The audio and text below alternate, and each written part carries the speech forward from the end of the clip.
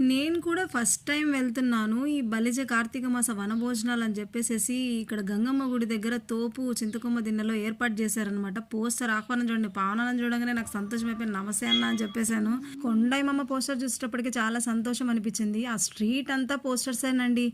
మహిళలు కూడా చాలా ఉత్సాహంగా బయలుదేరారు. ఇదిగోండి నాకైతే ఎవరుంటారా బాబోయ్ అని అనుకున్నాను కానీ నాకు మా మామయ్య అయితే కనపడంగానే చాలా ధైర్యంగా అనిపించింది. కడప వాళ్ళు ఒకటే కాకుండా వేరే ఊర్ల నుంచి కూడా చాలా మంది హాజరయ్యారు ఈ మీటింగ్కి. సంఘం పవర్ అంటే ఇద్దిరా అన్నట్టు అన్న నడుచుకుంటూ వచ్చేస్తున్నాడు. ఓర్రే నీ మళ్ళీ అప్పుడే మా బావ ఒకరు కనపచ్చేసారు.